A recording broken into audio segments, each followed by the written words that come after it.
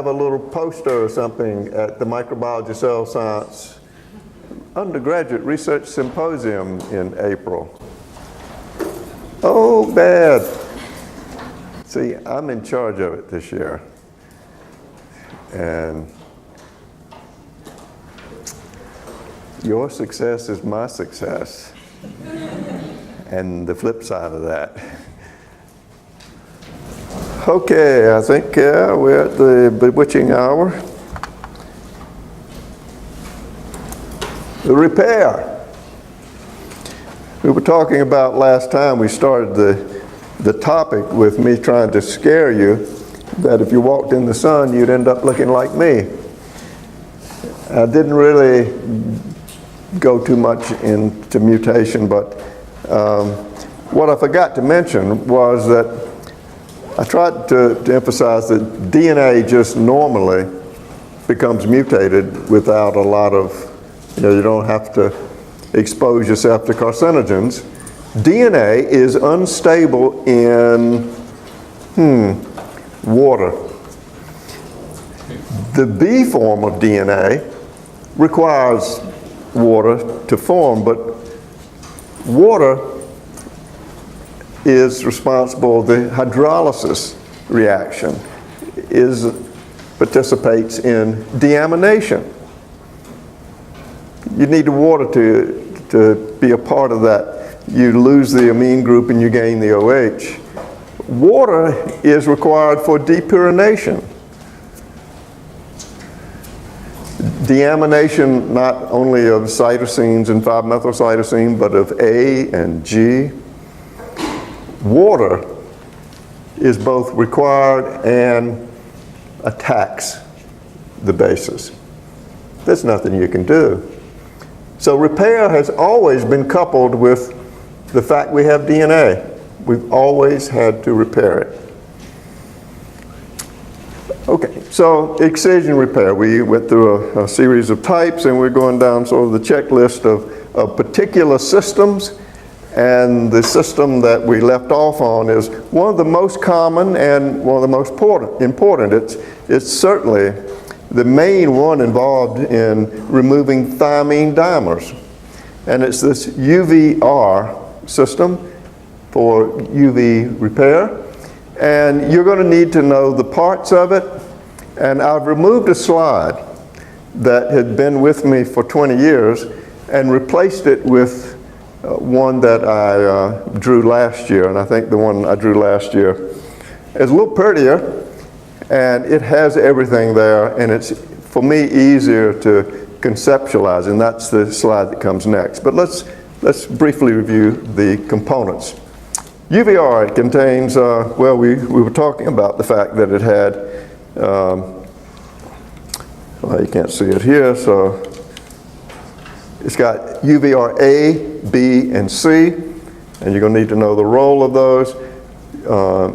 You need to know when ATP is involved, when UVR A, the B A complex is what recognizes the lesion or the problem, and then B stays there.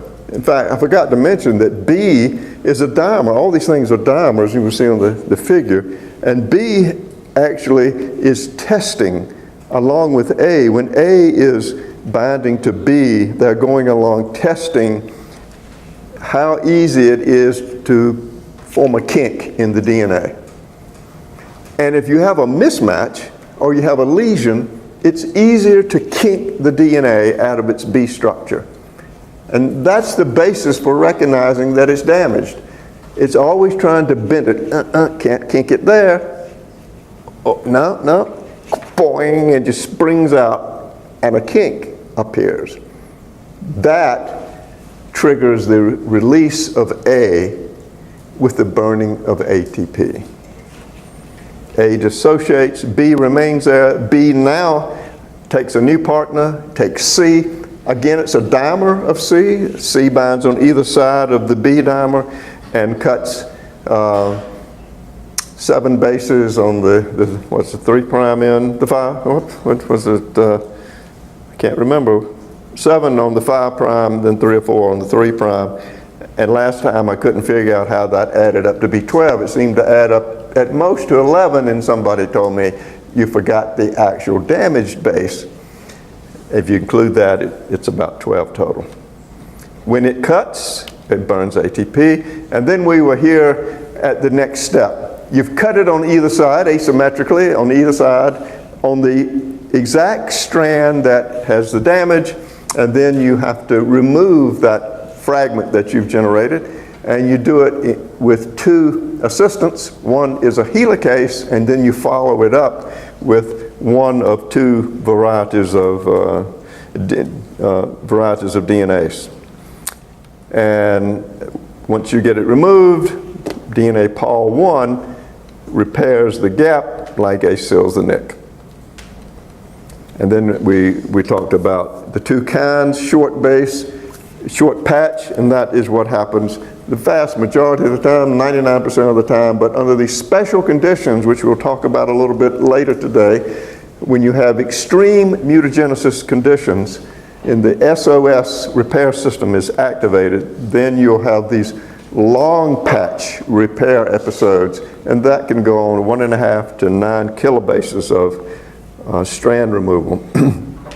Seems to be associated with replication forks. And this is the figure that I drew last year, and so this is a more accurate representation of the UVR system. Notice you have dimers of everything. You start with a dimer of AB, BA, and the B's together with A, this is going along, scanning, looking for a distortion in the helix, and the actual question they are posing to the DNA is, how easy is it for me to put a kink in you? It's easier to put a kink in the DNA, that's what B does, if there's a mismatch or a thymine dimer. That allows a kink to form more readily. When that occurs, that signals recognition of a lesion. A dissociates, ATP is required for that. Step 4, C, UVRC, cuts 3' and 5' to the damage, and here you see I've included 7 nucleotides, 5', 3 to 4, 3', and then step 5, UVRD is recruited. B goes away and leaves D there, UVRD, which is a helicase.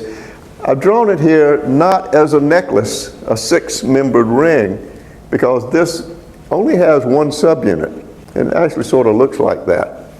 And it unwinds and then hands it off to a couple of exonucleases, a couple that are involved. You won't need to know specific name. And then, of course, once that's removed, DNA Pol 1 fills the gap, and then finally, sealing of the nick that's left by ligase. It's important to know that it's Pol 1 that is doing this with UVR repair, because we're going to look at mismatch repair, and you'll see that it's Pol 3 that's doing it, which is strange because Pol 3 is not usually considered a repair enzyme.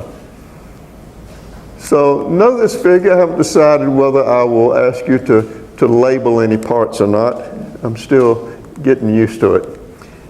UVRD, this is what it actually looks like, and you can see here, this region right there is actually, right here, this is what is actually plowing ahead and splitting the duplex. And it works on sort of a ratchet principle. This helix is called the gating helix, and it's sort of moving the strand, the single strand below it in sort of a ratchet-like mechanism, pulling that single strand off. And as it does that, as this moves back and forth, that ratchet, it burns ATP and pushes the separation pin domain through the duplex area to melt. You see, okay.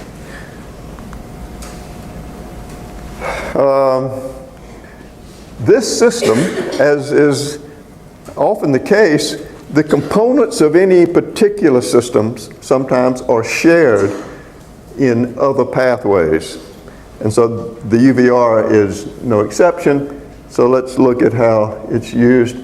Here you see this MFD protein. That's a key word. It will be as soon as I can make the list. MFD, let me back up. There's steps in excision repair, right? We went over general steps. It's recognition that you have damage is the first step. Then incision, which is cut. Then excision, which is removed. Then fill it in, repair it, and ligate it. The recognition step sometimes has a variety of means. You can recognize damage using UVR A and B together. That's what we just looked at. But you can also let RNA polymerase stall because it's reached damage. RNA polymerase, transcription, cannot proceed through a thymine dimer. And if the polymerase stalls, it just can't go anymore. In a sense, RNA polymerase has recognized the damage. When you have an RNA polymerase stalled at a lesion of some sort, then this protein MFD recognizes that.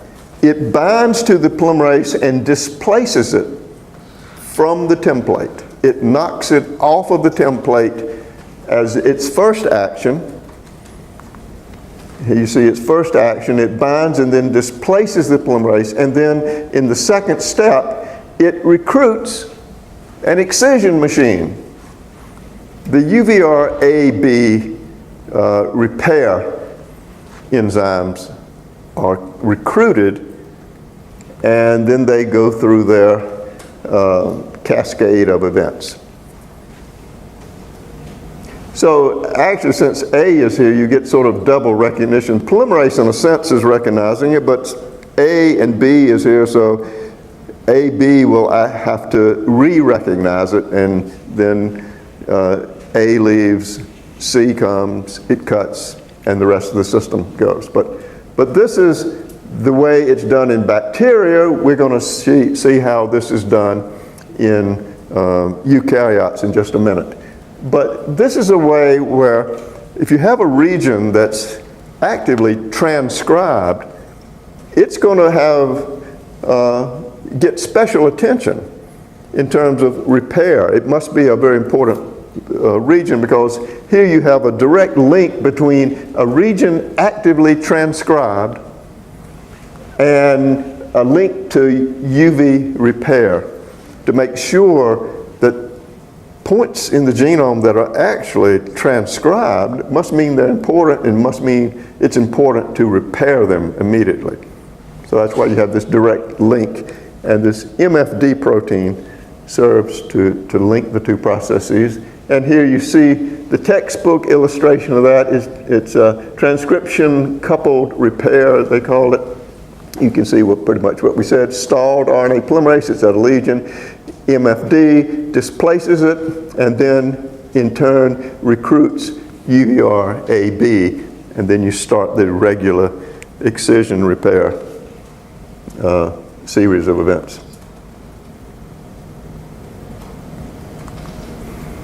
Okay, so how do you do it in us, in Lance's chickens? Lance, of course, is the guy who's doing the filming. He's a chicken farmer extraordinaire, and they all have names, and all his hens are in love with him. It's just amazing. Lance has a way with the chickens. Anyway, they have this. Cats have them, hawks, nematodes, Arabidopsis, you and I. Nucleotide excision repair in eukaryotes. XP, that's the name of the disease, the genetic defect that ends up rendering you unable to repair damage. And it gives it's very, very serious. you can't walk outside and you have to stay inside all your life. And it's called xeroderma pigmentosum. Xeroderma pigmentosum. And any gene that causes you not to be able to repair was named XP something. XPB, XPD. They didn't know how it participated, the particular defect, which protein it corresponded to, and how it participated in the pathway. They just know it's linked to that disease, which has a very characteristic phenotype. And so you'll see a lot of the products will have XP for xeroderma pigmentosum as part of their name. Like in yeast, repair mutations have RAD as part of their name, for radiation induced. So let's see how we do it in eukaryotes. In eukaryotes, there are two main pathways.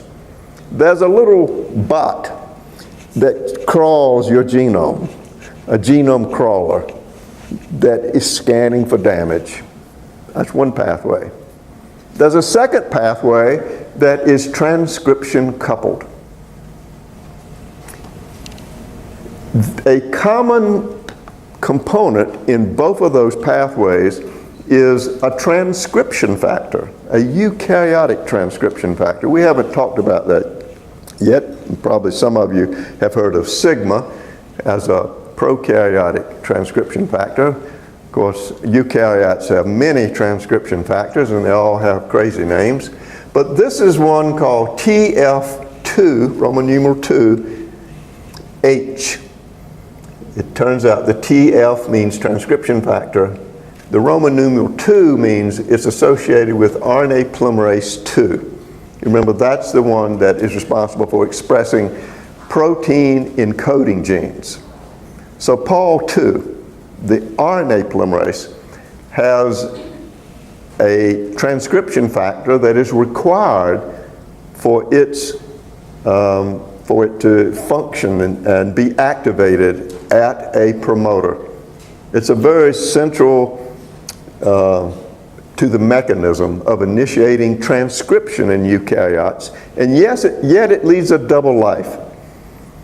It not only does that, but there's a core that also has a night job, nucleotide excision repair, and it participates both in one that's linked to transcription, so that transcriptionally active regions of the genome get special preferred attention, and it's an essential component of the global scanning of the genome, whether it's expressed as a transcript or not. These little genome crawlers that go across the genome, always testing to see whether it can, we'll see in a minute. What's the actual question they ask to determine whether it's a defect or not? In bacteria, you know, the AB, UVR-AB complex is constantly trying to put a kink. And when there's damage, a kink forms quite readily, triggers a cascade of events. In eukaryotes, there's a little hairpin between two helices that carefully puts some pressure between the two base pairs. And if it's not a good fit, because it's a mismatch or it's a thymine dimer, then that little hairpin goes right through. You go, whoa, found a soft spot here. That's a lesion. See how that works in a minute. Okay, so what do you need to know in terms of exam? That's really all that's important, right? Well, TF2H has two helicases. They look like hula hoops. Not actually, but in all the textbooks they do. One is XPD and XPB. Notice they both are involved in this xeroderma pigmentosum phenotype. So they're both involved in repair. There's a name in yeast for one of the two, and RAD3 would correspond to XPD, XPD. And this is usually emphasized in nucleotide excision repair, but they're both probably involved. There's another important one here, that's XPG. a couple of nucleases here, but XPG, if you're going to have to learn one, would be the one to know. So XPD and B belong to TF2H, and then there's an endonuclease that cuts XPG. So you see the helicases open the helix at the site of the lesion, and then you get this cleavage on the 3' end with XPG, and then you get cleavage on the other side with this XPF. Just XPG is as far as you need to go down there on that page. And this is the grand chart that outlines these two parallel pathways. This one on the left, you can see here, that's the lesion, this little red ball, and pathway on the right is linked to RNA polymerase II. It's sort of like the MFD system. You get a polymerase that is stalled, and that's the initial recognition event, the polymerase being stalled. Notice you can see TF2H is there, and TF2H remains there, and it recruits some subunits that are specific to nucleotide excision repair. It has a kinase and a cyclin that regulates the kinase that is there involved in transcription.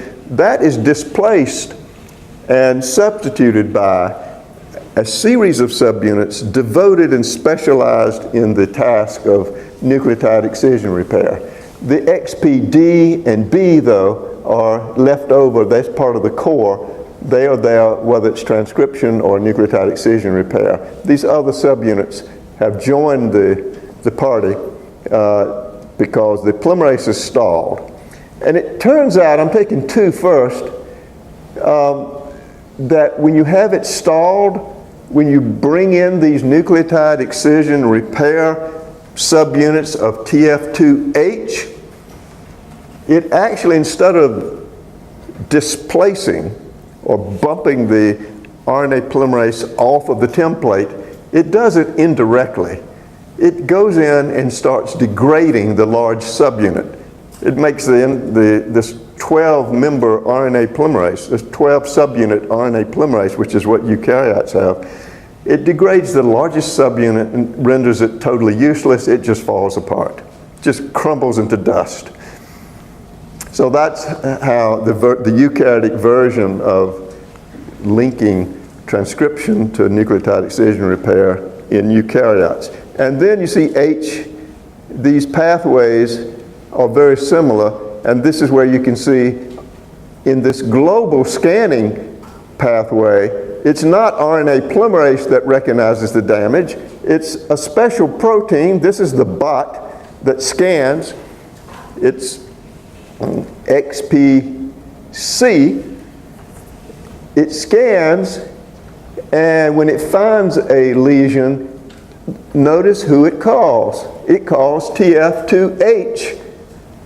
But the TF2H it recruits is already configured for nucleotide excision repair. It doesn't have to switch from its transcription role, losing the kinase. It's already configured with the right complement of subunits. And notice TF2H also completes the pathway. We'll let the slides do the talking here. Recognition complex, XPC, that will be a keyword.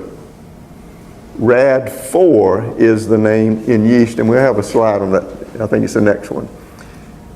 The transcription linked, the first step in recognition is the RNA polymerase II stalled. And TF2H, of course, is a part of transcription, so it would naturally be there.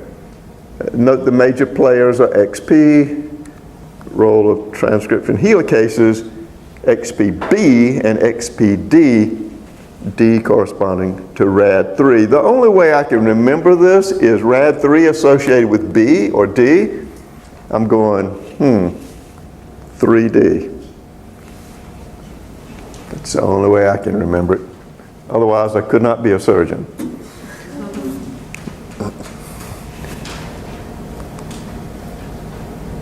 nucleotide excision repair. They're both there, but D seems to play a more significant role.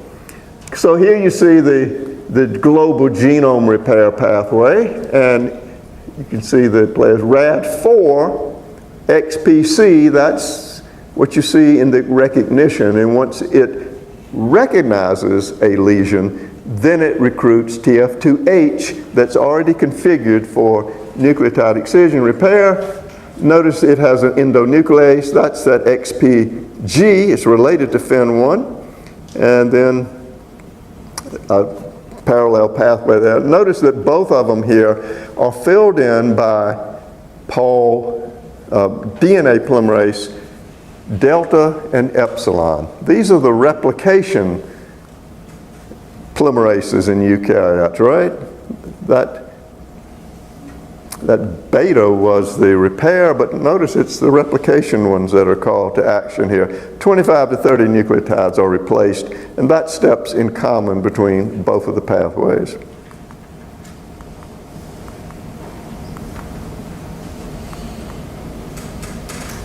Okay? The points to know are that H is involved in both pathways, and the recognition step in one case involves the polymerase itself being stalled, and the other case it's this XPC, no name for it is RAD4. And here we finally see RAD4 in yeast. Yeast RAD4 is the same as human XPC, and this is the mechanism. What you see here is the RAD4, and pay attention to this region of the DNA right there where it says cyclopropanyl dimer. This is the thymine dimer. And notice across from the thymine dimer, what should you have? Two T's should have two A's across from it, right? This is called base flipping. The book likes to point out every time there's an example of an enzyme using this very conserved strategy. It's used in transcription. When you're reading a base, even in DNA replication, the base that's being complemented is flipped, rotated out of the plane of the double strand. Base flipping. Here you see the base flipping occurring not on the damage, but on the good A's. This is a bit unusual. You have methylases, alkylation enzymes, they all will flip out the base they're going to work on. They're going to modify. But here you see this RAD4 flips out the bases that it's not going to work on. Those are perfectly fine A's. This opens up and clears the way so there's plenty of room to work on and excise the thymine dimer. And that would be done by what? XPG would be cutting it, and it would be recruited there by TF2H and all its pals. So base flipping, here's an example. I think it's the first example that we have come across. We'll see this on several other enzymes as well. Recognition involves testing the stability of the base pair. See that little hairpin there? The anti-parallel beta sheet, and then it goes around and takes a sharp turn. That's kind of like a stick. The RAD4 goes along trying to push that stick through the duplex. It wants it to be like a saloon door and just swing open. If it's a good complementary Watson-Crick pairing, it can't push through. But if it's a mismatch, it just pushes, whoa. First thing you know, you're in the bar, the smoke filled, and there's a big guy with a gun pointing at you. Right there. It tests every base pair. Just kind of skims along with slight pressure until it falls through. Whoa, thymine dimer right there. Then it recruits H with its nucleotide excision repair packet ready to go.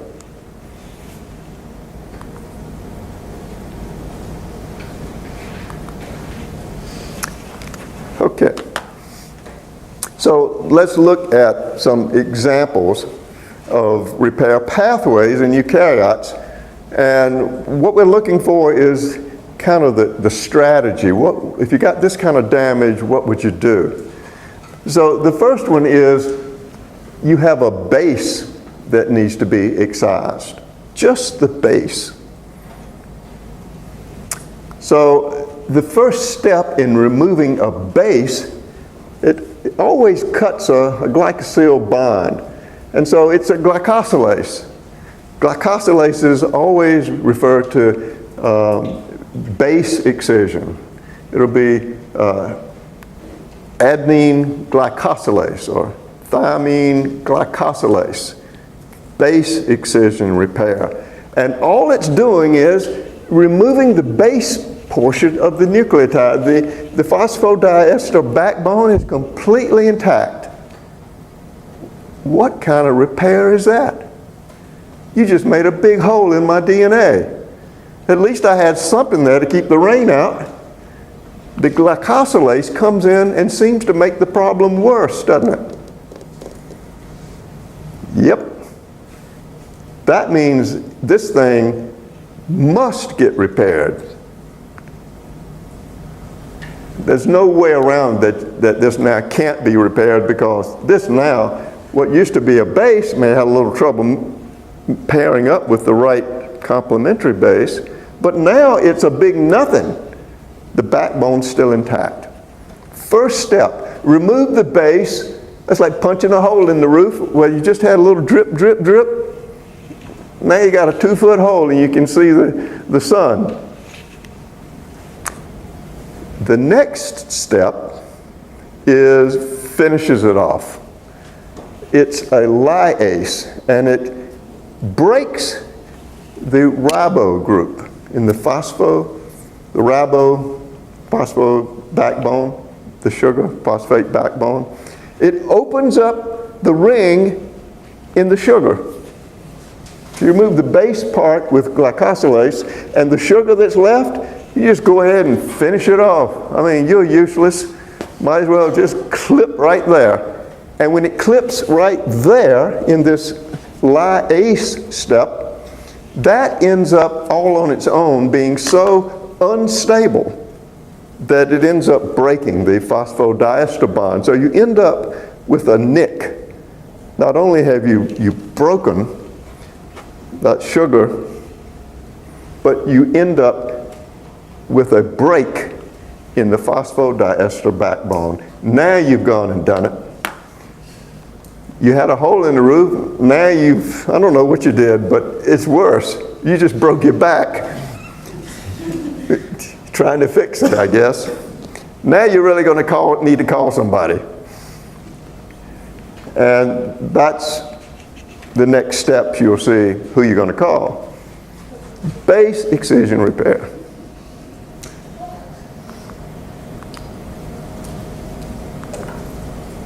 And this is who? Who are you going to call? APE1. APE1. That's who you're going to call. APE1 comes to the rescue. It's going to the break in the backbone. Now, notice there are two pathways here. So it first starts out with glycosylase. You remove the damaged base without touching the backbone. And the second step has two possibilities. You can have a lyase coupled with it. Sometimes it's an additional subunit of the same complex, but it'll be right there ready to cut the ring of the ribo and end up breaking the backbone. So you'll end up with a nick. And APE1 is then recruited to the nick. APE1 in turn recruits the repair enzyme in eukaryotes, DNA polymerase beta. And that replaces that one base, one nucleotide now. And it's ligated, so the repair is complete. That is called short patch pathway.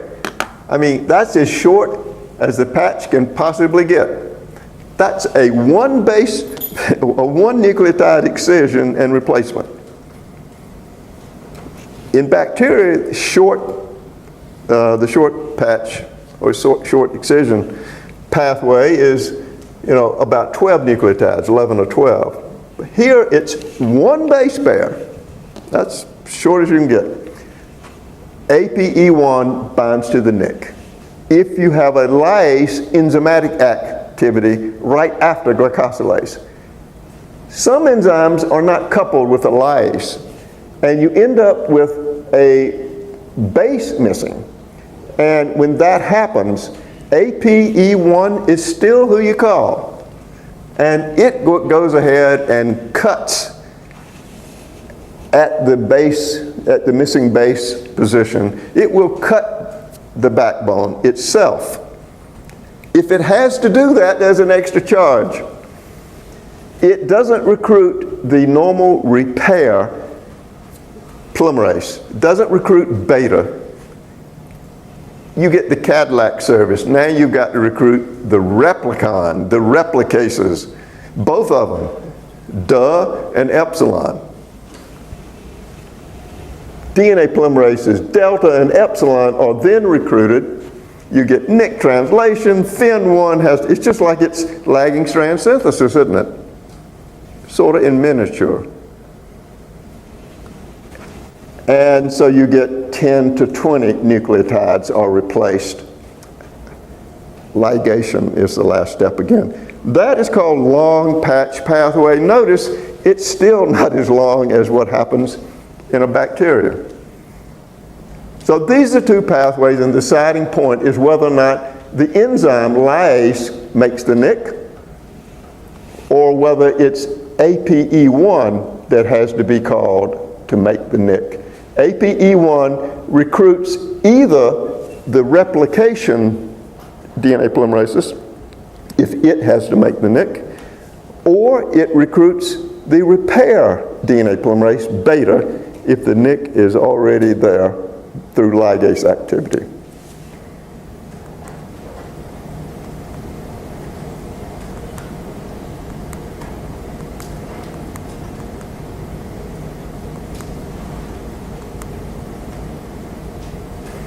Okay. Oh, these tests. Which of the following steps do not use ATP? Let me see, recognition and binding. Recognition and binding, I think that might be it. Release of UVRA, yeah, that requires it. Nicking by the C, yeah, that requires it. It's got to be one, I'm hoping. Yep. Whew. Yeah, I still got it. Okay, here's an example of base flipping. Another example. This happens to be a methylase. And in this case, you'll see, well, in this picture it's a methylase, but uracil and alkylated bases are removed by glycosylases, and glycosylases use the flipping mechanism, base removal. Methylation enzymes, methylases, use a flipping mechanism. So now we have three things that use flipping, and here's our friend photolyase. It flips out the thymine dimer this time, so that's how it differs from RAD4 or XPC, doesn't it? Because XPC or RAD4 flips out the adenines. But photolyase flips out the damaged bases and works on them directly, repairs them. But DNA flipping is is a very common mechanism for enzymes that work on DNA.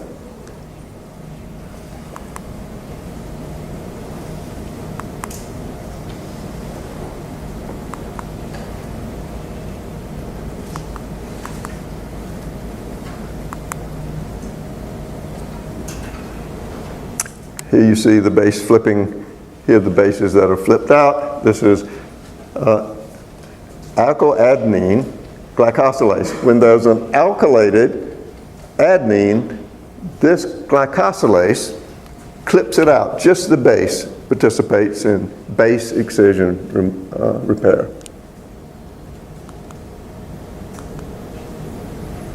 Okay, so we've talked about how excision pathways work in bacteria. Then we've gone to eukaryotes and seen how excision pathways operate in us. Now, of course, just to keep your head swimming, we're going back to bacteria and give a sort of a prokaryotic model before we then switch over into eukaryotes again. We keep going back, and it's like the Lindsay or something, you know, the 1, 2, 3, 1, 2, 3, step back. Nobody forced you to go to ballroom dancing? I guess life has much in store yet for you. You have a question?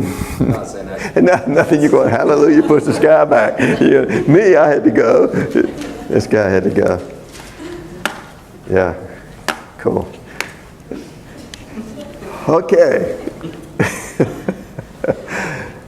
Oh, error prone. That's like, be my epithet. Error prone repair, mutator phenotypes. Mutator turned out to be a phenotype. People started exposing bacteria to radiation, and then they would find that there were mutations springing up everywhere. Okay, that's normal. But when you took the UV irradiation away, you don't normally expect the mutations to keep happening. It's like something has happened here. I can put this thing in the dark and it continues to pop out mutations. That phenotype was called mutator. Just think about it. What does that probably mean you've done?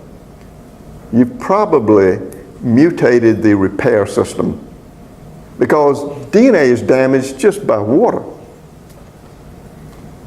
So it turns out that many of the mutator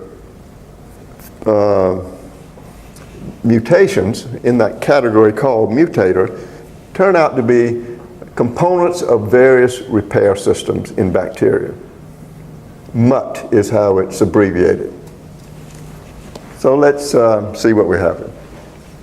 In addition, we have this error-prone concept here, and as I've been saying, that if you have really, really strong ionizing radiation or chemical exposure to chemical mutagens, you kick in a sloppy repair system that's error-prone. We're going to see, we're leading to how that might work. The error-prone phenotype may be part of a whole pathway, a tolerance pathway. Tolerance pathway is another name for an error-prone pathway. Okay, let's see. If the UV error-prone replication can be induced. Right. This is kind of strange. Has anybody heard of lambda phage? Yeah, it used to be the bedrock. I mean, that was pretty much all of molecular biology. When I was taking molecular biology, you know, I'm in the botany department. I'm part of the vanguard that's venturing into molecular biology before plants. It was called plant molecular biology. So we have to study things that are molecular, and there are no plant or eukaryotic models. I took a class in molecular biology as a botany major, and it was completely, every lecture, detailed path, there must be 100 genes there, of lambda phage. Day after day of lectures, just zooming by at 30,000 feet. Lambda phage this, lambda phage that. That was molecular biology back, well, that was the Hadrian Age, I believe, a long time ago. Oh, so I digress. Why did I put lambda here? It turns out that lambda, it goes, lysogenic. It integrates itself into the host genome. And it's perfectly happy just as an integrated virus phage. It doesn't have to do anything. And as the E. coli replicates, it replicates. Life is good. Doesn't have to work at all. But if the E. coli that it happens to be riding in experiences extreme mutagenesis, then Lambda wakes up from its long slumber, its long happy slumber, and goes, not ballistic, but lytic. It activates, the repressor comes off, all its genes are activated, it goes through its whole developmental cycle, forms an infectious particle, and bursts the cell it's in. It lyses it before the cell is ready to die. It hitches a ride on this system we're going to learn about here. It is activated by the same trigger molecule. It masquerades its transcription factor, the lambda repressor, masquerades as the LEX-A repressor, which is a normal repressor in bacteria. It looks just like it. And what we'll see is the LEX-A repressor is what is activated in the SOS repair system. We'll see how all that connects. So here's a phage that uses that, but you don't quite understand how right now, but you will pretty soon. Okay, let's see what it says here. Damaged DNA is not being repaired, causes Pol3 to stall during replication, then may be substituted by Pol5. So if you start building up excessive lesions of one sort or another, thymidine dimers, alkylated DNA, all sorts of things, DNA polymerase, the replicase, stalls during normal replication, and now it needs to be reinitiated, so the primosome has to be recruited, and the primosome, instead of pulling back Pol3 to continue, it will pull back one of these, or recruit one of these two error-prone DNA polymerases if things get too extreme. And the one we see here is Pol5. And Pol5 is encoded by, and we're really not going to need to know the specifics of Pol4, but they are both error-prone DNA polymerases recruited by the same set of circumstances. But Pol5 is the one you're going to need to know some detail on. It's encoded by U, Mu, D, and C. There are two proteins. It has two subunits. And we'll see how that works in a minute here. Mutations in the U, Mu, D and U, Mu, C inactivate Pol5 and make UV irradiation lethal. So if you expose the E. coli or bacteria to UV and you can't recruit these error-prone DNA polymerases, in other words, you have mutations in UMU-D or UMU-C, which are the two subunits, then you find that just a little bit of UV irradiation becomes lethal.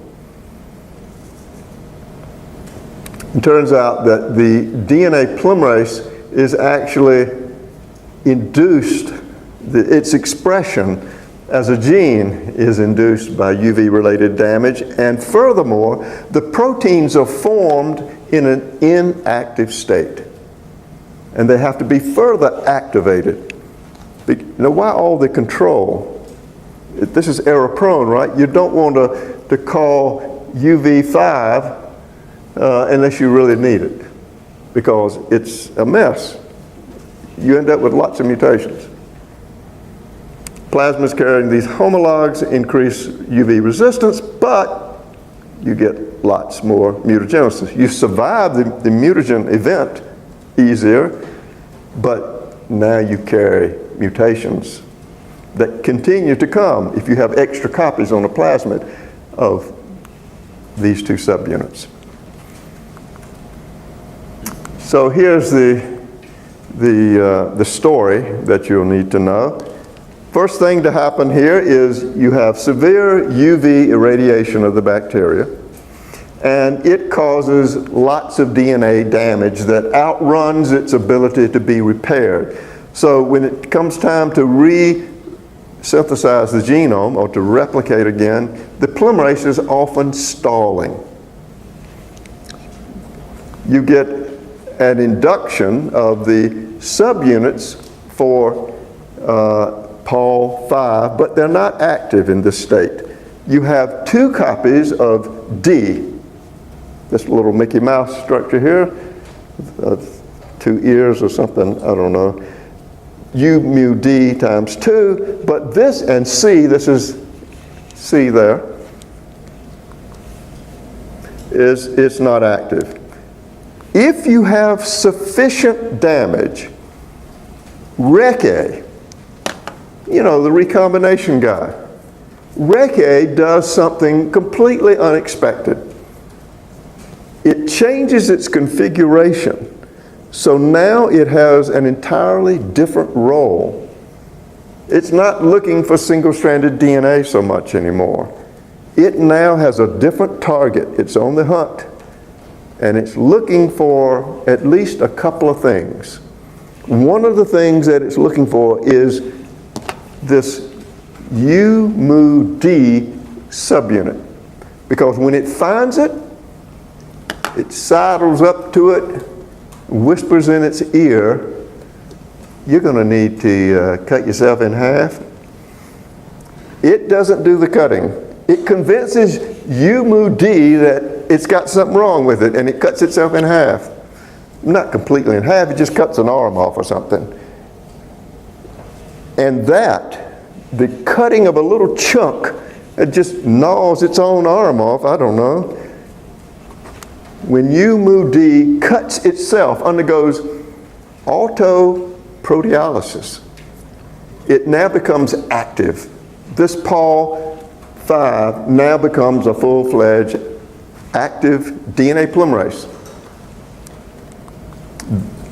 Here you see REC-A in its activated state convinces U mu D to cut a portion of itself off, and that activates Pol5. So now the subunit after its processing by itself is called U mu D prime. REC-A. REC-A, under severe mutagenesis stress, it changes conformation and now has protein targets. One of the targets is one of the subunits of the error-prone DNA polymerase. It has one more target, and that's the target that the lambda repressor mimics. It convinces that second target to cut itself actually in half. It doesn't do the cutting, leaves no fingerprints. It just says it's time. And its other target, which is LEX-A, faithfully obeys. This is the end of audiophile part 1B.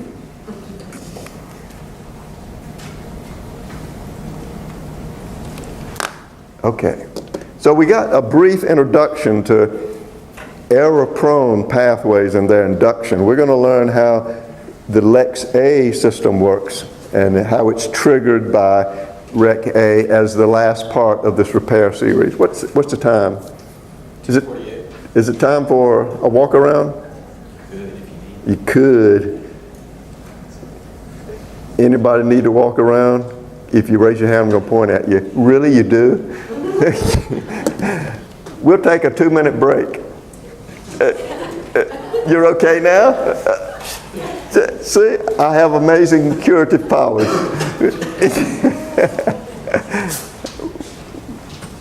We'll take a short break here and we'll do the second part.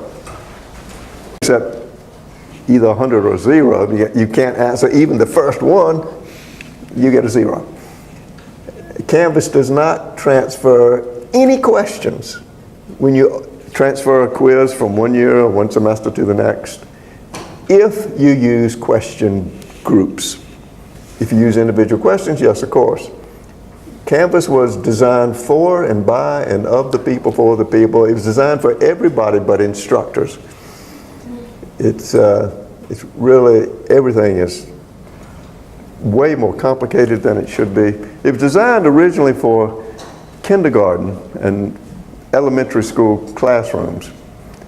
And the whole concept of having 350 people using it at one time is still alien to its programmers.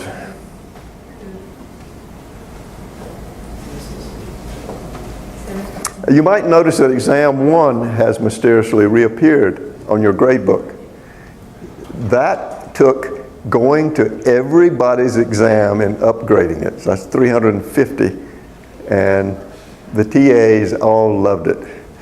I started out and got to about C in the alphabet and then turned it over to those guys.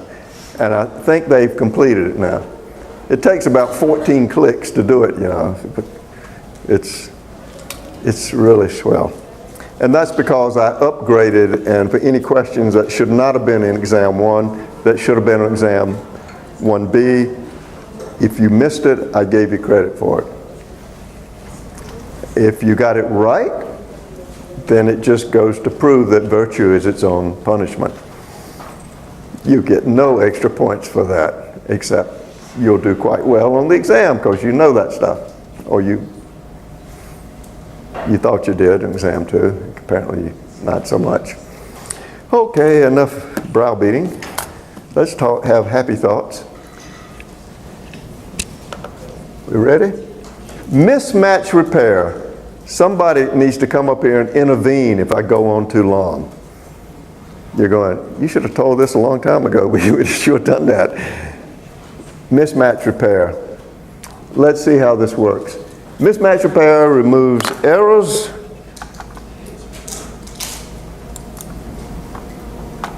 by, well, proofreading does this, but if it escapes proofreading, which happens sometimes, then you have a mismatch in brand new DNA, and if it remains there, it can end up as a permanent mutation the next time the genome is replicated.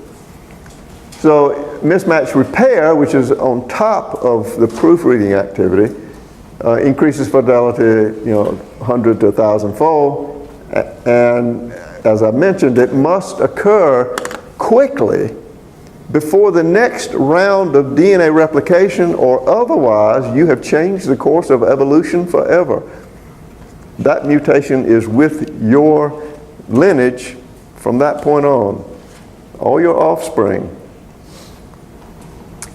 Must occur rapidly before the next round to prevent a permanent mutation. Unless, of course, the permanent mutation ends up making you a whole lot smarter. Maybe you don't want to repair it. Mutation is the engine of evolution. Pluses and minuses. So in order to correctly identify the strand that's the mistake, you need to know which was the strand just made. What is the new strand? And that's the question. And you see there are a couple of solutions to that problem biochemically. Let's see here. Control the direction, the mutation that goes. So this is an example, not the only example, but there are a lot of genes in mismatch repair, as it turns out, that had this mutator phenotype. So you'll see the name MUT associated with lots of components in mismatch repair, even though it's not directly related to the name. It's the mutator general phenotype. One example are those that lie in mismatch repair pathways.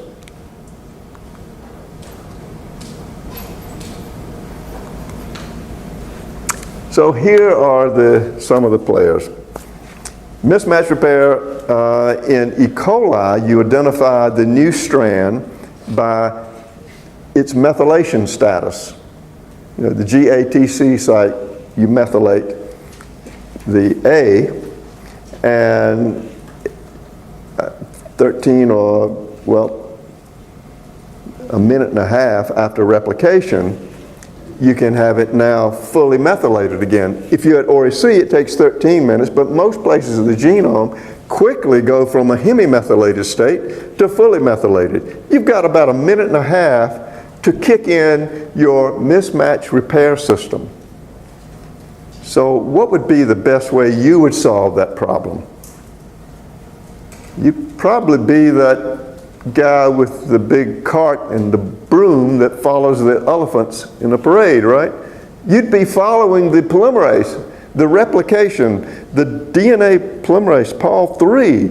You want to catch it as soon as it's made. You only have a minute and a half, so you'll find this mutator system trailing along behind Pol III. So we're going to learn the proteins in the next 58 slides. MUT-H, S, and L. These are the ones in E. coli and the gamma proteobacteria that handle it. H, it turns out, is only found in the gamma proteobacteria. Although it's in all the textbooks, this is the one that we don't have. Most of life gets by with MUT-S and L alone, and we'll see how that might be.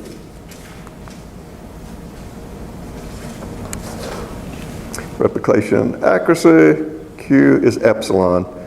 That's back, sounds like module 2. So here you see just a diagram schematic of how the methylation state is involved in identifying the new strand. You have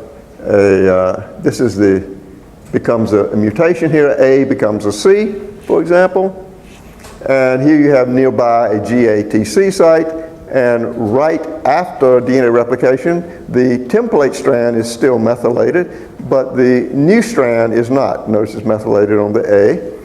And if you have this state, this mismatch, and you have a hemi-methylated state, then when you recruit the mismatch repair components, H, L, S, UVRD, you can easily tell which is the correct strand to repair, and A now is returned to T. You can have up to about a kilobase separation between this GATC site. So it's a very specific site that's sort of randomly distributed throughout the genome that's very important, as it turns out, because it's there to identify which strand is the new strand. What's its role at ORI-C? It's not identifying which strand is the new strand, it's just a timing mechanism. When it becomes fully methylated, now finally you can do replication again. So it's a timer, an egg timer at ORI-C. Here it's identifying which is the newly replicated strand. So a little bit different.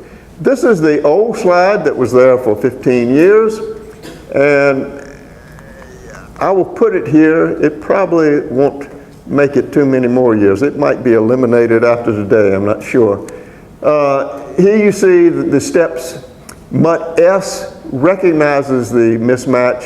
It recruits MUT-L, and they together now go in search of MUT-H, and this whole scheme now, I believe, is pretty outmoded. And so I think I'm going to delete this slide because there's a much more up-to-date way to explain this. I think the textbook still uses this sort of approach. But let's go to the redraw. This is what it really looks like.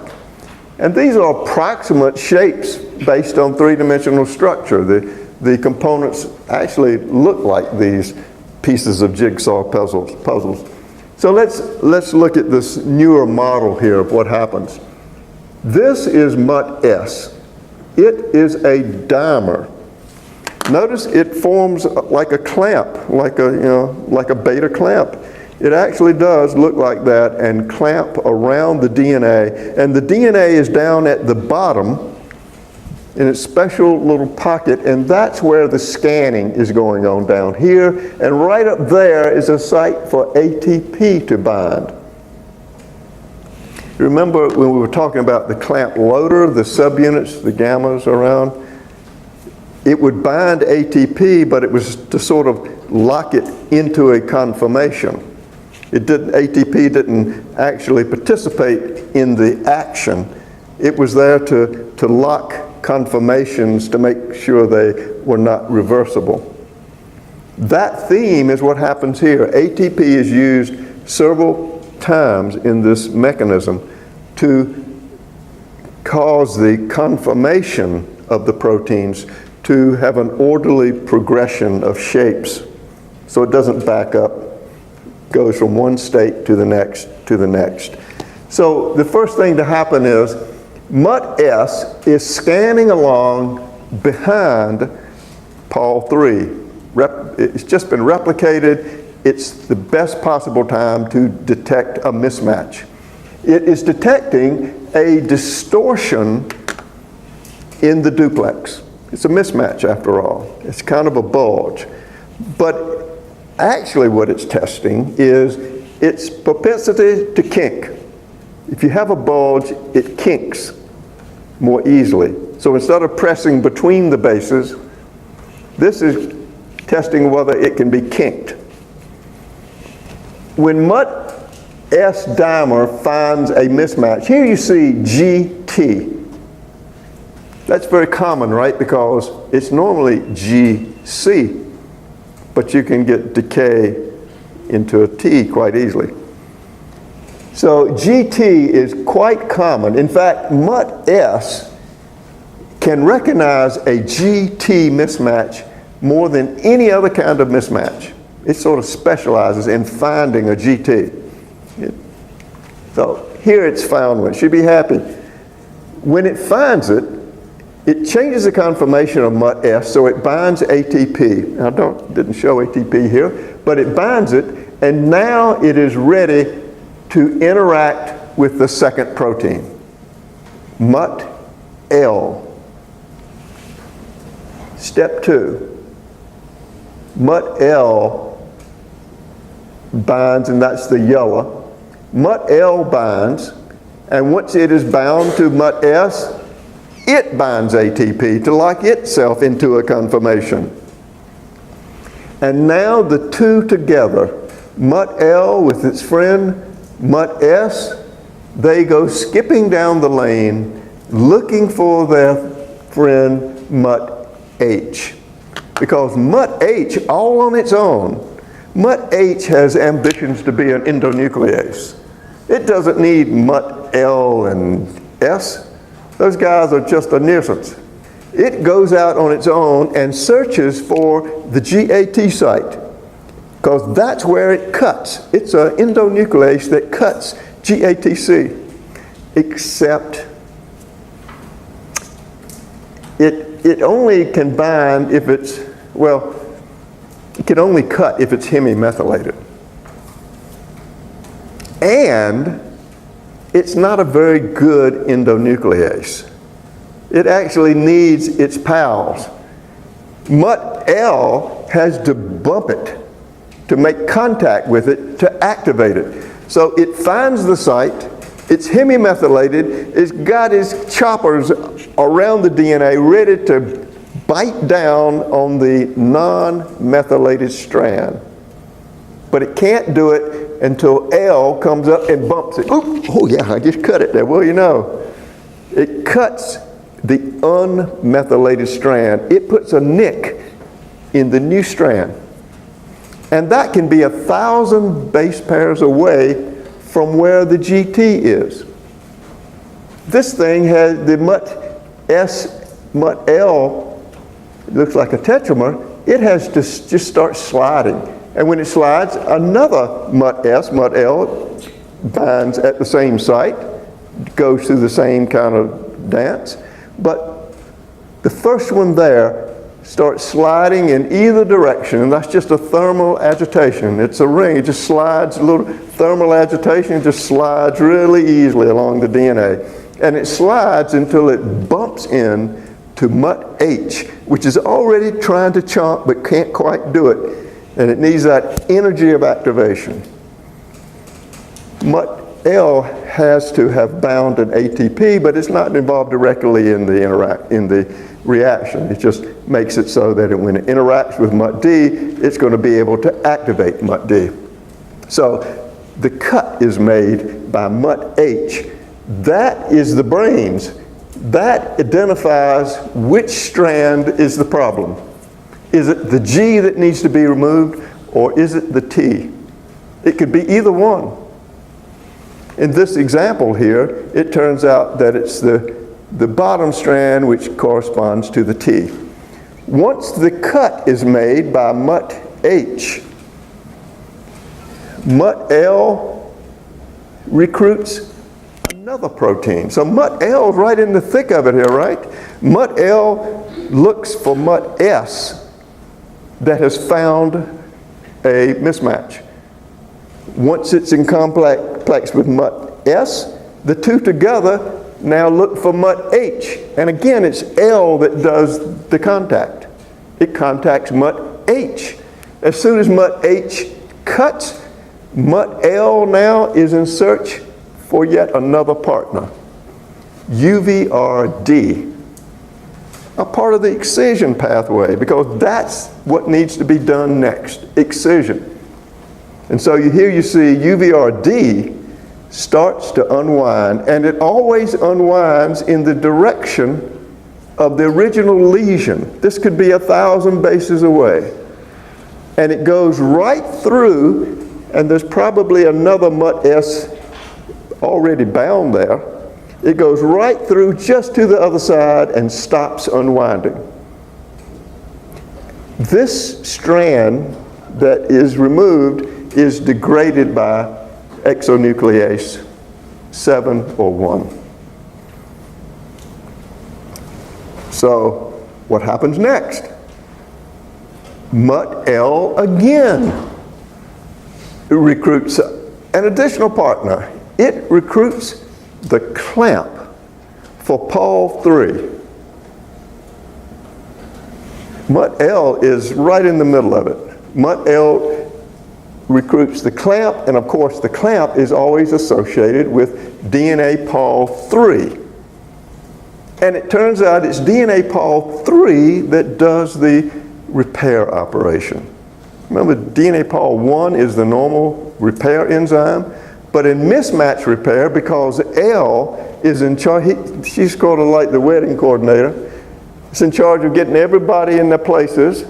It's recruiting the clamp, and the clamp is going to use Pol3. And that's the trick question I put on the exam 3. You're expecting DNA repair to be done by DNA Pol1. In mismatch repair, it's done by Pol3 because of the role that's played by MUT-L. So, of course, after you chew away the strand and then you synthesize it by Pol3, you have to seal it with ligase again, and then everything is complete. Here you see more detail. What's going MUT-L binds to MUT-S, MUT-H, activates the endonuclease, cuts, then it recruits UVRD, and then lastly, it recruits the beta clamp, which in turn is connected to Pol3. And that's how Pol3 becomes involved in mismatch repair instead of Pol1.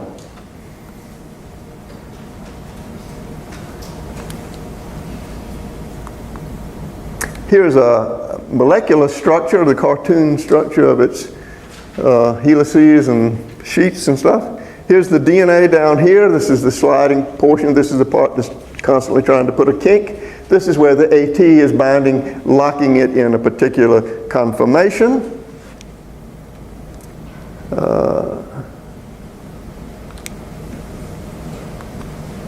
This is sort of a summary slide, shows all the connections that depend on interaction with MUT-L.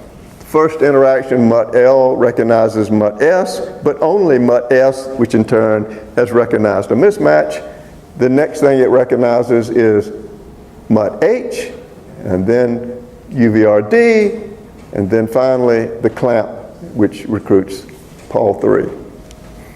So how does that work in most of life instead of just the gamma proteobacteria?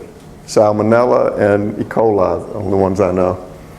It turns out that because it works differently in everything else, I believe that what we have is the leftover legacy of MUT-L really recruiting the clamp. Because in the old days, before E. coli got fancy, the way to recognize which was the new strand was to interact very closely with Pol III through the clamp. Because what's another way to recognize, well, no, it has to follow replication. So it makes sense that it is actually pulled along. It has affinity for anything that's a part of the replication fork. So having affinity to the clamp evolutionarily is why it's there, and that still has benefit. Because it's already has affinity for Pol III, it's natural that it would use it in repair. In fact, the Pol III, if it's really, if it's going to be excision repair and all that, it's going to have to go away anyway and be replaced by something. You have to reinitiate. Okay, so how does it happen in other systems? This connection is still present. You have in everything else MUT-S, that still recognizes the distortion, still works the same way in us and yeast. There's a MUT-L in us, and it recognizes the pCNA, the clamp in eukaryotes. This part is intact. There is no MUT-H. There's nothing that cuts.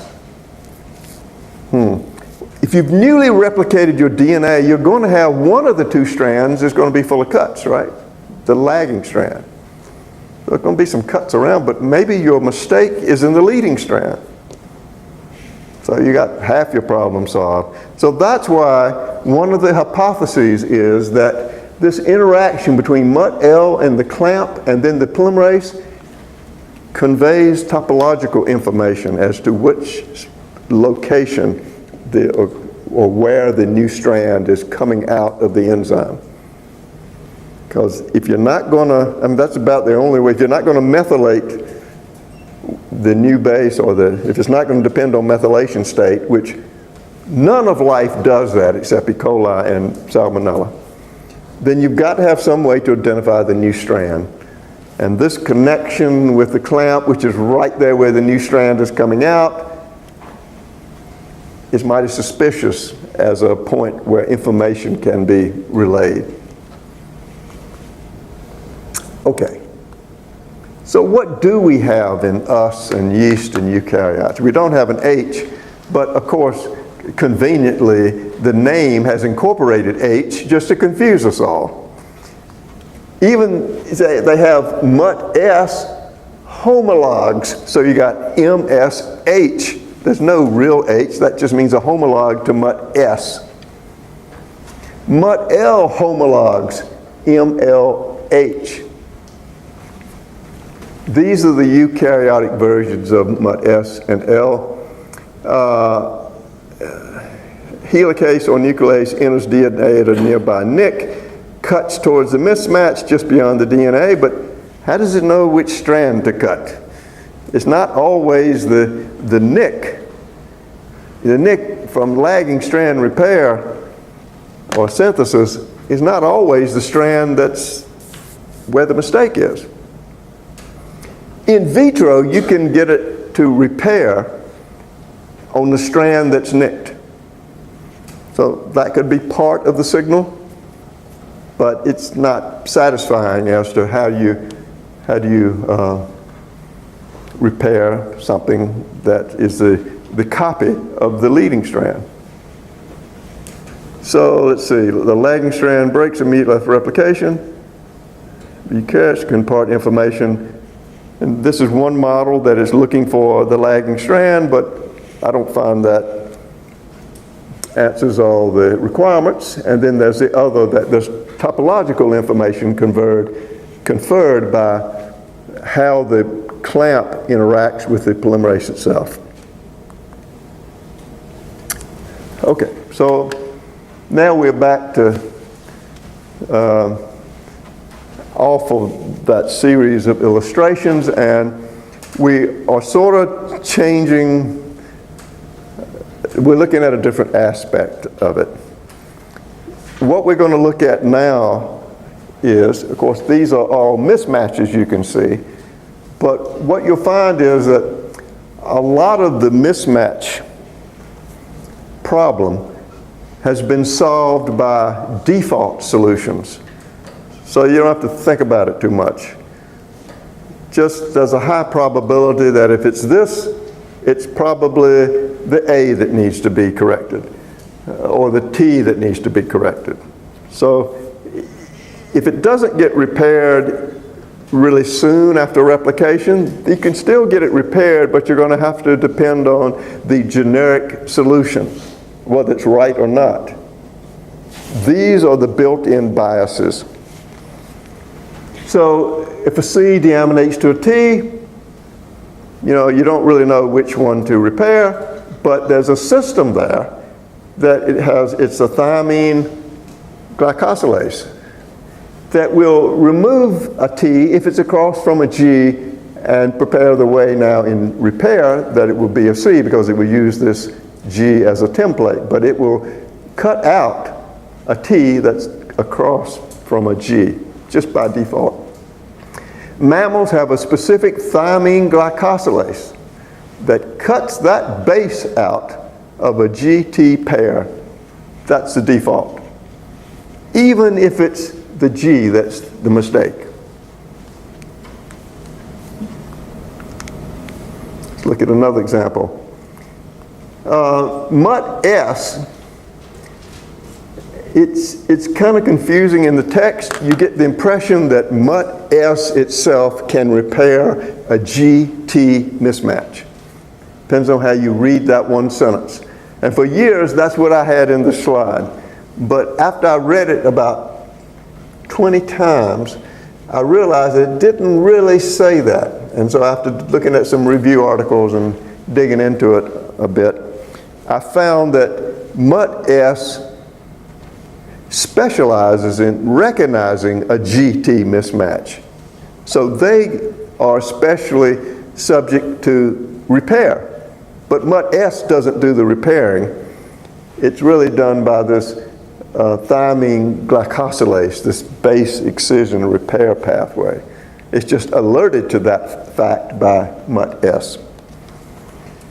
So let's look at the bottom one down here. MUT-Y. This is one that we haven't talked about, right? MUT-S, L, and H. Now we have MUT-Y that is not part of that complex at all. It's just a separate way to repair one particular kind of mismatch. It repairs a CA. It assumes that the A is the problem. It's an adenyl glycosylase, adenosine glycosylase. MUT-Y. Of course, once it creates, it removes the base. You've got the lyase, and you have the whole system of excision repair that's recruited. But you get the ball started with MUT-Y, removes an A if it's paired with a C. It also removes the A if it's paired with a G. These are two default repair pathways. Both involve MUT-Y. It's always the A that's being removed. Adenosine glycosylase. It will remove an A every time it's paired with either a C or a G. Default reaction. So this could happen way after replication has passed by. This doesn't involve recognizing which is a new strand at all. And this is a slide that I have to rememorize every semester. And this is one of the reasons I don't think I'll graduate. I don't want to get too negative, but I don't think I'll ever get out of this course. This slide kills. I have a million ways to remember this. Okay, so here I go. There's another kind of base modification of the G. G gets oxidized. 8-oxy GTP, deoxy-GTP. That is a problem. And it turns out there are some ways to stop that, to repair that. So here we're talking about very specifically tailored repair pathways. So we have all of these are MUTs again. MUT T, M, and Y. We have Y. Let's do Y because that's easy, right? That's how I go for this one. MUT Y is an adenosine glycosylase. It's going to remove the A when it's across from a G, and also when it's across from an 8-oxy-G. That, of course, leaves that, and that opens it up for the whole excision repair pathway. It ends up eventually being replaced with a C. But notice, you still haven't gotten rid of the 8-oxy-G.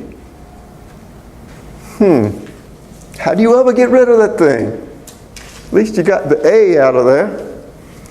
Well, that's handled by MUT-M. MUT-M, if it sees a G, an 8-oxy-G, and a C, then it's going to leave the C, but it's going to take out that troublesome 8-oxy-G. MUT-M. In double-stranded DNA, it can go in, and if there's a normal base pairing G, 8-oxy-G with C, it will remove the 8-oxy-G for you. Double-stranded DNA. And then the first one is, let's nip it in the bud. Even as a nucleotide, it gets modified as 8-oxy-deoxy-GTP before it's even incorporated into DNA. And MUT-T can do that for you. So MUT-T-M-Y, how do you remember it? This is how I do it. And it's not clever at all. It's just the best I can do. MUT-T, nucleotide. MUT-T, nucleotide. Hey. MUT-M. Now this is one that is it's really sorry. But it's just, again, the best I can do. I see this as double-stranded DNA. Double-stranded, it's so lovely. Two become one. M, marriage, matrimony.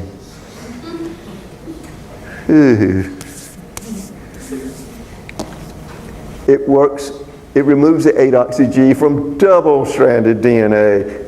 MUT-M. And MUT-Y, because I learned it from the previous slide, is adenosine glycosylase. It's always going to remove an A. There you have it, a pretty poor way to remember the MUT genes. You'll need to be familiar with them, be able to identify them on exam 3. Has the time? 3:25. 3:25? We have days left, right? Okay.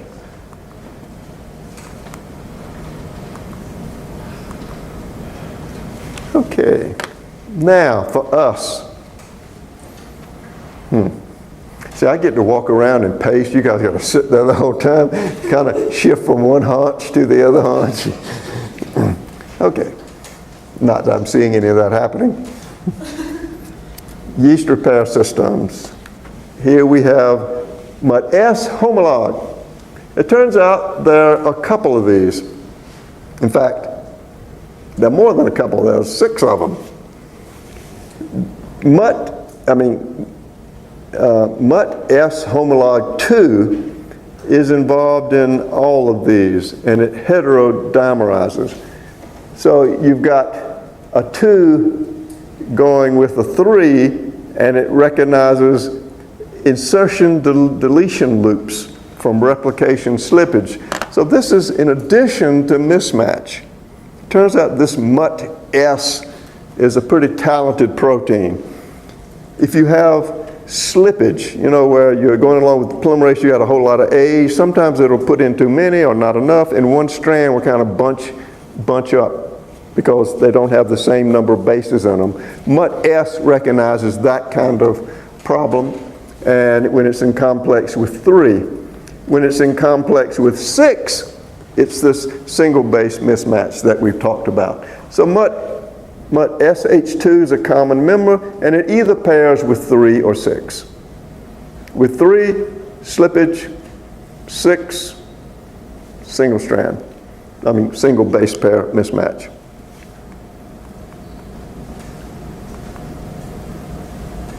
Of course, it does not use the methylation state. So this is an example, I've given you an example of the different kinds of MUT-S homologs. There are several MUT-L homologs in eukaryotes also, but I won't talk about those. Replication slippage, where would you find a lot of replication in this microsatellite, the mites, all these copies of old transposons?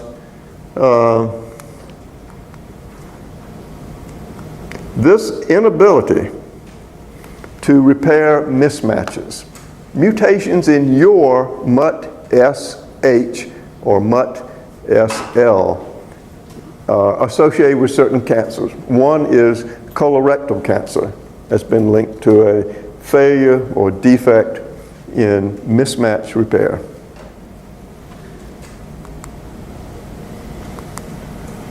This is an example of what a slippage looks like. There's no MUT-H in most organisms. Oh, so yeah, I forgot to mention this.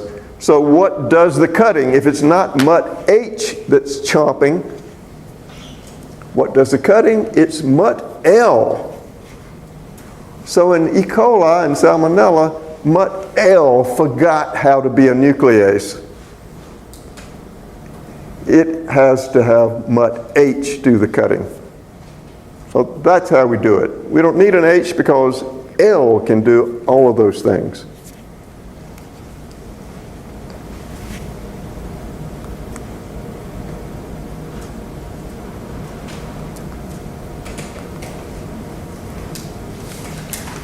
Will this lecture never end? Apparently not.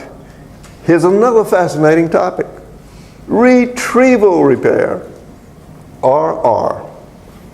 I am from a little town on Interstate 95, 15 miles south of Virginia, North Carolina border, called Roanoke Rapids.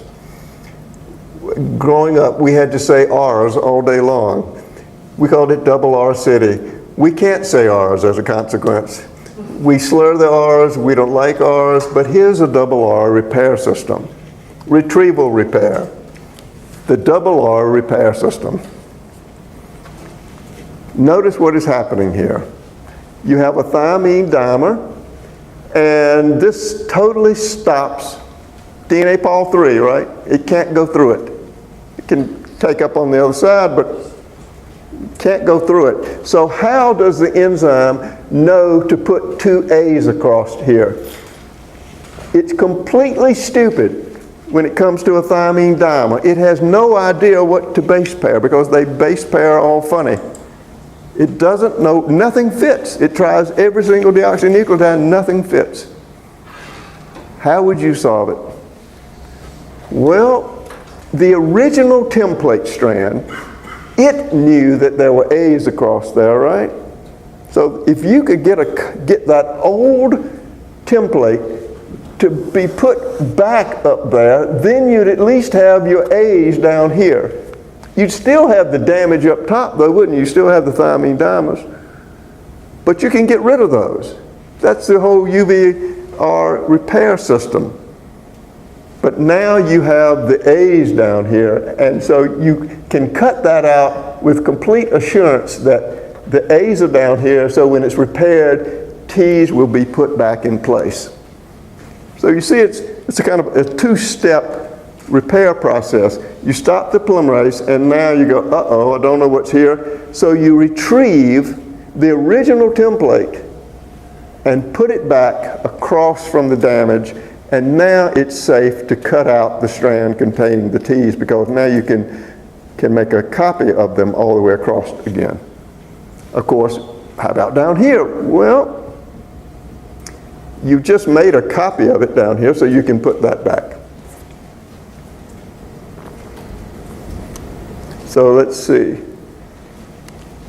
There's some other REC proteins involved. We're now in E. coli, right? We always kind of do these things going back and forth. We're out of yeast and the MSH. We're back to a different kind of repair, the retrieval repair. And this is one that's going to involve some of the complexes we've looked at before. You remember REC B, C, D? This is BC, and you're going to see it partners with other proteins, not REC-D. BCD, that was the fast helicase. It's not going to partner with D this time in retrieval repair. It's going to partner with F, sometimes O, sometimes R. REC-F is in bold, but it has other partners that go with REC-BC. You remember C formed the channels. It also recognizes the chi-site. There's no chi-site recognition required here. This is just retrieval repair. It's going to partner, instead of with REC-D, it's going to partner with either F, O, or R.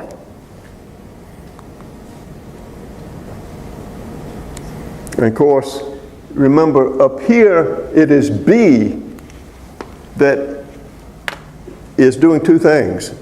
Well, three things. It's a helicase. It's not as fast as REC-D.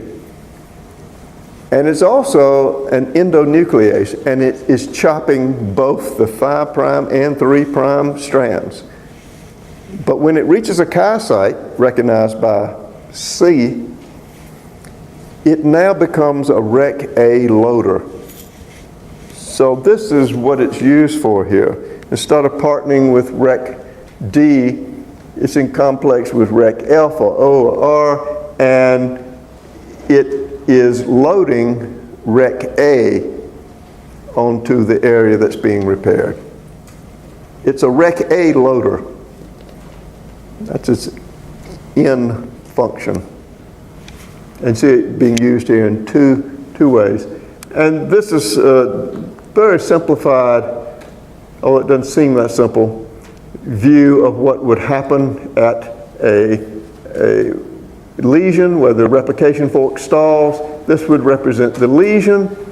And what you'll see is if this replication fork moved backwards, or moved like this, backwards instead of forward, it would take this newly replicated DNA and it would fold back and pair with itself.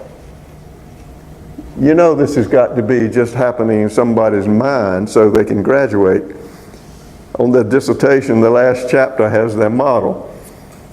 This is the model. It backs up. You can hear the brakes in the train backing up.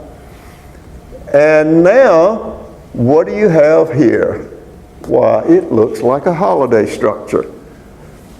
Repair, recombination, replication, all the R words are all sort of involved with each other here.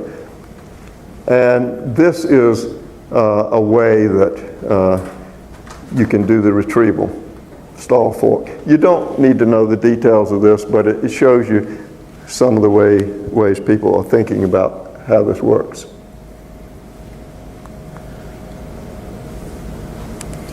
End up a holiday structure, and then you get resolution, but it's really a part of retrieval repair. And you don't need to know the details. Retrieval, REC-A, UVR, okay, there might be some exam stuff here. Let me look at it.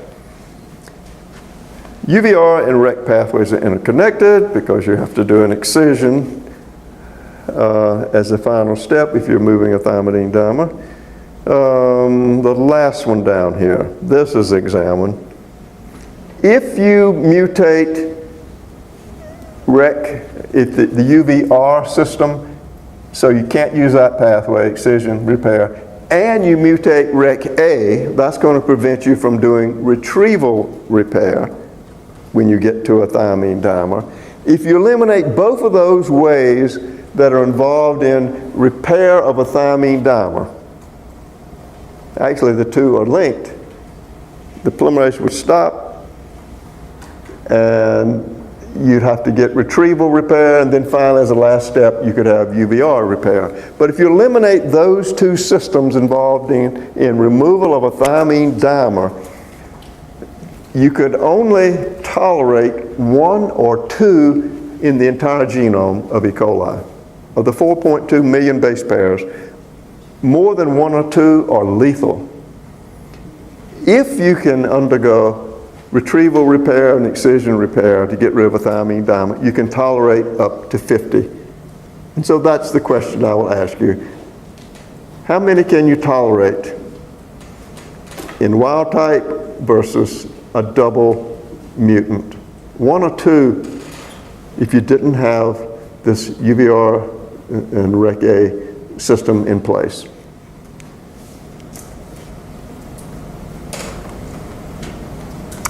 Okay, I think we're beginning to move into the final stretch. What's the time? 12 minutes. That'll be easy. That'll be easy. 12 minutes. The last topic, and then we can never ever study repair again except right before exam 3. The last part of this is we're going to revisit this error-prone idea. I've said it activates REC-A. This is still in bacteria. Activates REC-A. And REC-A then goes looking for protein targets to convince to undergo autoproteolysis. The target that I mentioned was UMU-D, a subunit found in 2 copies in DNA polymerase 5, that error-prone pathway. Well, here's the other target, LEX-A, and it's involved in regulating the entire SOS error-prone system. There is a whole series of error-prone repair activities that are kept repressed except under these extreme conditions, and they are controlled by a repressor that binds to the promoter of all of these regulated genes. That repressor is called LEX-A. LEX-A is the target of activated REC-A. See how this works. REC-A is the sensor for extreme DNA damage. We don't exactly know what triggers it to change conformation so that it now hunts its 2 targets, its 2 protein targets. We know in vitro single-stranded DNA will do it, ATP will, in combination with single-strand protein, will do it. So REC-A protein is activated by UV irradiation and is thought to induce a latent protease activity in its target. This is my trick question. I always ask it, so I'm trying to make you say that REC-A is a protease. It's not a protease. It convinces the target to be a protease. That's the trick question. For some reason, everybody gets it right every year. I don't know why. I know, I'm a great teacher. That's got to be it. Okay. Oh, we're not there yet. Who slipped this slide in? Non-homologous end joining. Like, really, who's in charge of slides around here? Well, it also needs repairing. The Q70, Q80, and one of the enzymes involved in it is Artemis. That's a nuclease that trims it, and of course that ends up with lots of deletions. So there's a repair involved in nucleotide non-homologous end joining. We're not going to talk about it much. Artemis. Anybody know what Artemis is? It's like Wild Wild West. There's one of the characters there named Artemis, isn't it? Artemis was a fertility god in the Middle East. Artemis of Ephesus. That's all I can say about it, but it makes interesting reading. what did it say? Mutations cause human diseases. I don't emphasize this much.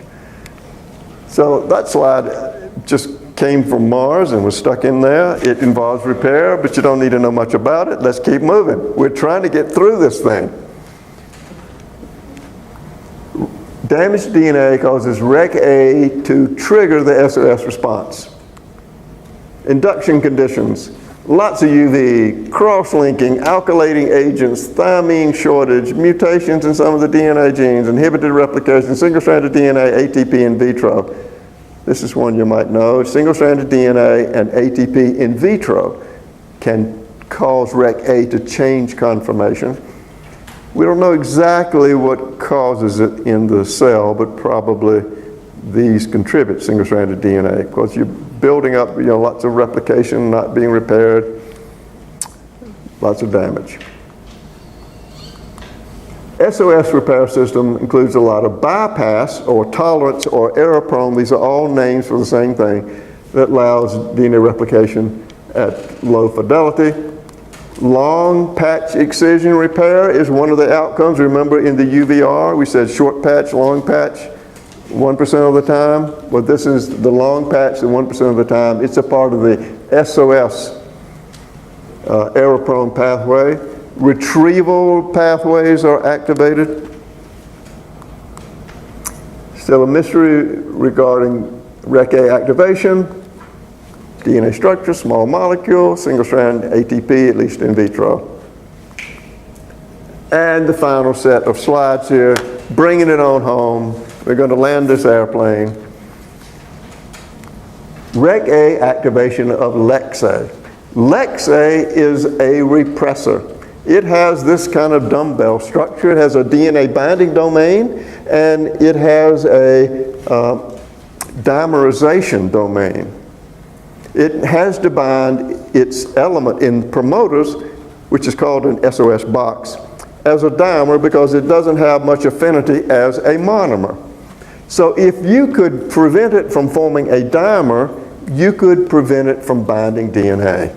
And this is the site where it cuts itself in two if it bumps up against activated REC-A. So here you see normal REC-A, lots of UV radiation, single-strand DNA causes it to change conformation, and now it searches for targets.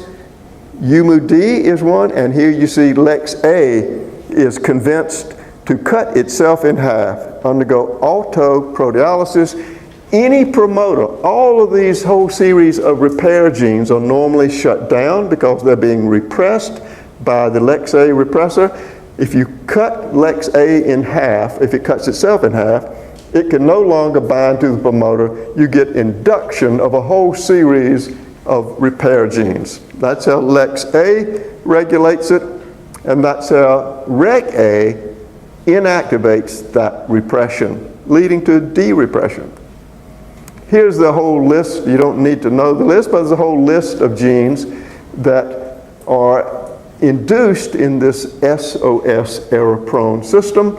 Some of these are familiar. And notice that the LEX-A repressor itself is regulated by LEX-A. Uh-oh. And we're going to get through this in 12 minutes because already we're going to have to grow another brain fold to understand this. Why would this be? So it's a feedback loop. If you get too much LEX-A repressor, it shuts itself down. Also, if you start inactivating LEX-A, it's going to induce more LEX-A, right? Doesn't that seem to work against itself? REC-A is trying to inactivate LEX-A, causing it to cut itself in two. But since LEX-A controls its own synthesis, it's going to end up inducing more LEX-A. I jumped a little ahead of myself just to puzzle you. This slide is actually about the dual promoter regulation of all these other genes. So let me back up here a little bit. Notice all these other genes, they are all expressed at sort of a low level all the time. But they have two promoters. This is a classic way that bacteria control gene expression.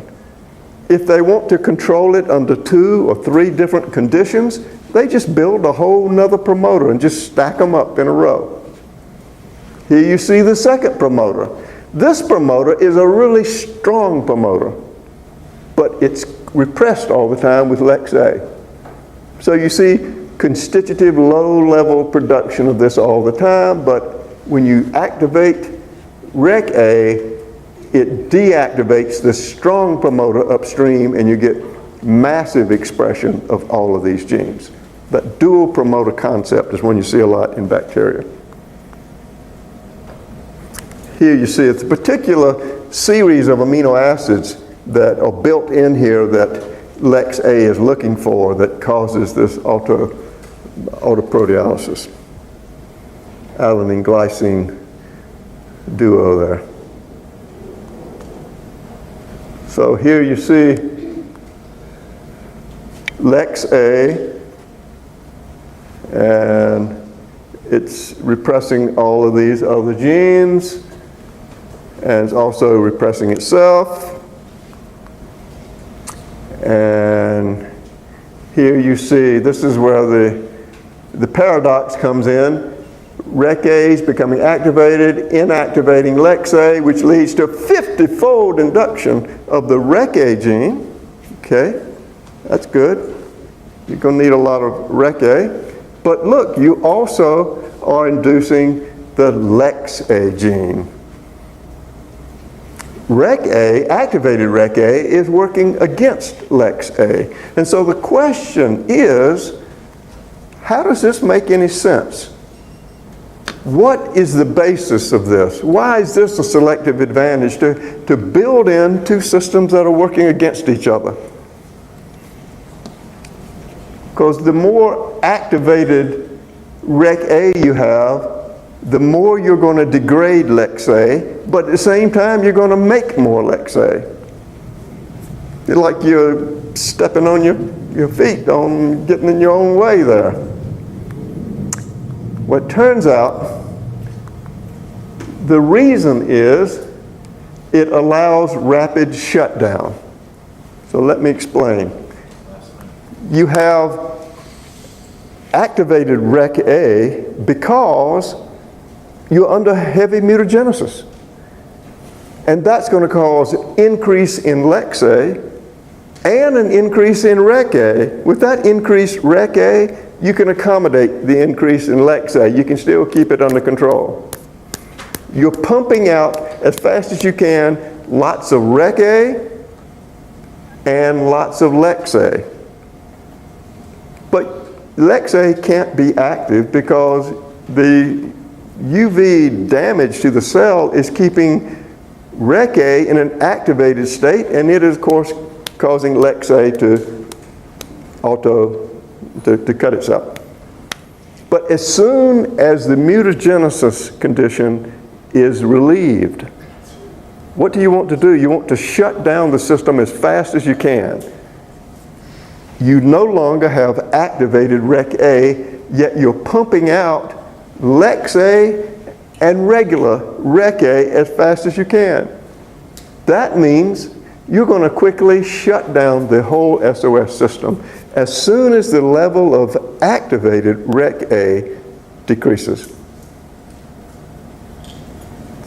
So think about that if you didn't quite follow that. And I'm hoping that this is going to end with, well, isn't that cute there? Well, that's the other target. REC-A has affinity for the UMU, the Pol5 subunits also. Is this a question? Yeah. Why is LEX-A repressed by its own gene? It has deep-seated self-hatred? Maybe. Allows rapid return to non-error-prone condition, which I think that's probably it. Yep. Whew. Thank you for sitting through this. We can all just go someplace and stare at the sunset.